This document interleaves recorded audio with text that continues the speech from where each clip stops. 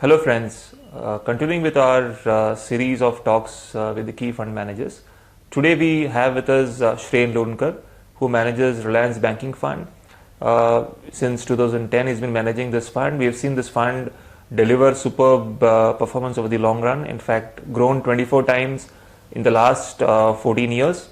So today we have an opportunity to chat with him and understand more about the fund and the sector. Welcome Shrey. Good to have you on the show. Wanted to understand, we have seen banking has been one of the best performing sector over the last 1 year. It's been an incredible turnaround in the last 1 year. So what's the reason for this? And do you anticipate this momentum will continue going forward? This is very typical of every economic recovery. Whenever the worst seems to be behind you, banking is a sector which is typically a heartbeat sector for the economy. So it tends to always do better when there is a decisive plateauing of slowdown, and that's what we've seen in the last 1 year. You've seen a decisive plateauing of slowdown. The bad news, the pace at which the bad news was coming, that has receded, and it was coupled with the fact that we had good monsoons and low inflation, which led to low interest rates.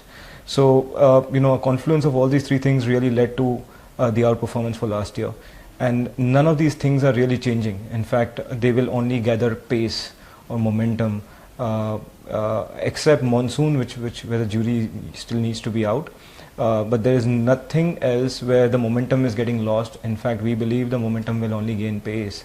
So there is reasonable reasons to believe that the outperformance that we've seen, maybe the degree may vary, but the outperformance will continue over the next 2 to 3 years as we are transitioning from a plateauing economy to a growth revival phase.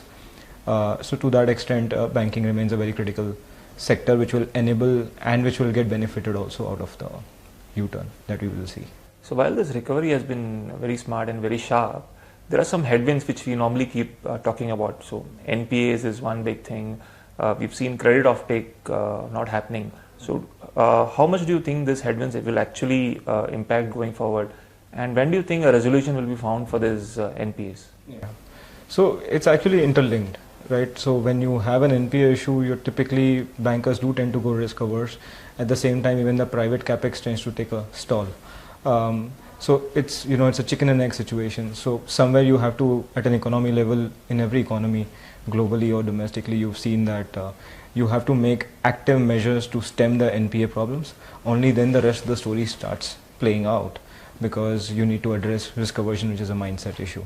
To that extent, now we have seen RBI and the government making very decisive moves over the last couple of months, and which we believe are very decisive. The first time we are seeing at least some time-boundedness towards every measure, rollout of every measure, and as a result what we believe is this timeline from a phase of uncertainty, you're coming to a phase of at least some certainty.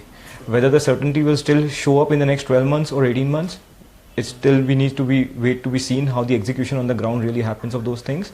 But at least from a phase of no action or standstill, you are now getting to at least move on the NPL resolution front, be it with some hard measures and be it with some surrogate measures. So at least there is a very decisive. At the same time, the global commodity prices have also been fairly benign, which has led to a lot of actual revival of stress sectors. So it's again, a multitude of things, and at least as of now, we see no reasons to believe that any of these things are, losing momentum. They seem to be in the right place, in the right direction. The pace may vary, but overall, I think this is the way it has to turn around. Do you think the credit offtake part will actually turn around sometime this year? Absolutely. So last year we had a couple of one-offs, because of which the ratio looks a little depressed. Sure. But this year we do believe that the credit growth will be in double digits versus low single digits that we saw last year. So that can be a very, very big trigger for this particular sector. Absolutely. Today the expectations will be much lower on that count. Yes. But credit growth will come in. The real force of credit growth will come in with a lag probably of a year, but that's when you will start seeing a credit growth which will be absolutely amazing as the credit cycle and the capex cycle starts picking up, with a little bit of risk aversion going down, low interest rates, benign interest rates, a little bit of demand recovery. If all these three things really come in place, then we do see a significant capex revival. Maybe it may take 2 years or 3 years also, but that is the path that we are on. Interestingly, today the markets have seen a decent amount of run up in the last few months, and the valuations are close to, or in fact even at a premium to the historic averages. I'm sure even the banking sector, the valuations have run up. So do you think from a valuation perspective, what is your evaluation about this sector? So valuations needs to be seen in a couple of contexts. One is there is no generic blanket way of saying the whole sector is expensive. There are some pockets of the BFSI space which we think there is still value given the growth opportunity that exists there. Second, we also need to keep in mind that what happens is that because of demonetization in GST, some structural liquidity has come into the market, and that will keep liquidity benign. At the same time, post GST, at least the experts do believe that inflation trajectory will stay structurally lower, and if monsoons is better, then probably the output will also help the inflation to stay contained. As a result, what you're talking about is the benign interest rate environment to continue for some time now. At the same time, what you will see probably is because of GST and demonetization, the informal economy becomes part of the formal economy. So as a result, what happens is your addressable market for the entire BFSI space really goes up. So at a time when you're talking about benign interest rates and addressable opportunity for the BFSI space going up, actually you can really look at it over the next 5 years and 6 years, and you can look at a growth trajectory which could be significantly higher than what we've seen in the past, just because of migration of the informal economy into the formal economy. And so in that context, when you see the growth potential of certain companies, certain banks or certain NBFCs or certain insurance companies, we do believe there will be a significant non-linear higher growth that we may see over the next 5 years. The timing of which is difficult to call, but we remain reasonably confident at some point over the next 5 years you will see a trajectory shift which will be non-linear, and that's where the maximum alpha will be made. Thanks, Shrey. Sounds very interesting. In fact, the outlook looks very, very promising for this sector, even going forward, making a good case of investment opportunity as well as the sector is concerned. Coming to the fund which you manage, Shrey, we have seen it doing phenomenally well over the long run. So, wanted to understand what's your strategy in this particular fund, because it's a thematic fund. You focus on one single sector. How do you look at the various subsegments in this particular fund? Right. So it's very typical. We do have a confluence of top-down and bottom-up approach, but the influence of top-down approach is a little more over our fund, and then we go bottom-up. So first we tend to decide on the broader themes that we want to play, and then we decide what is the best way of playing that theme. So just to give you a texture, so retail, the retail consumption, discretionary consumption part of the story. The last 1 year prior to that, we were playing through retail banks because we were more comfortable with the valuation paradigm versus the NBFC retail part, because there was certainty there and we believe the certainty was being overpriced, which kind of bore fruits in the latter half of last year.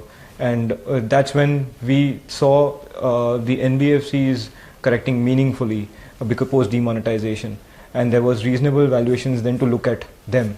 And that's when we actually shifted out of retail banks. So the retail theme we continue to play, but then we changed the texture of the retail theme. We moved from retail banks to NBFCs, and more so rural NBFCs, because they were affected the most post demonetization and the correction was very, very palpable. So we then tend to move there. At the same time, we did move to insurance. Insurance is a theme post demonetization. We took a structural call on financial savings, and this was by far the best play on overall. So we did increase our allocation to insurance in a very significant way in the last 6 months. Further, if you look at the PSU banks, what we've done is we've gone very concentrated on PSU banks.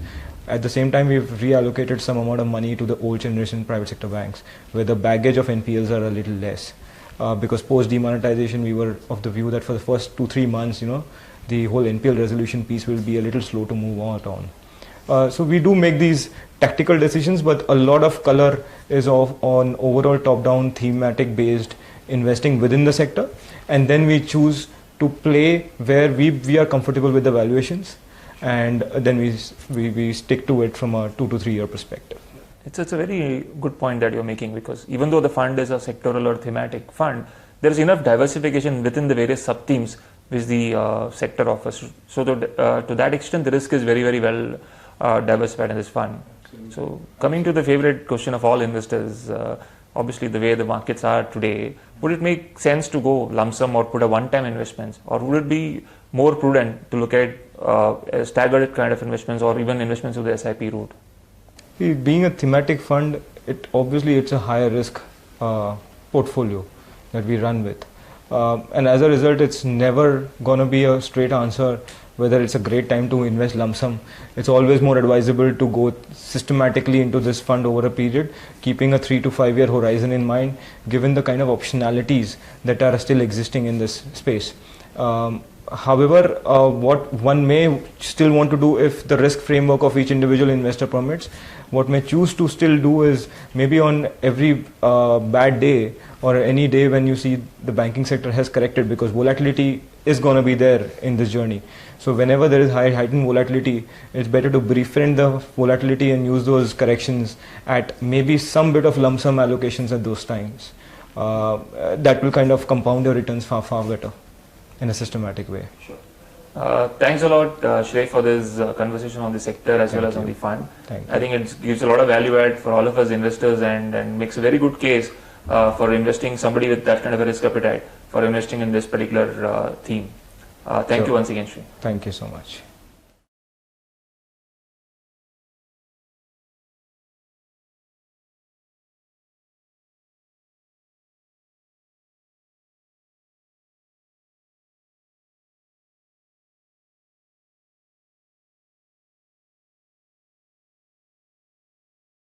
Mutual fund investments are subject to market risks. Read all scheme-related documents carefully.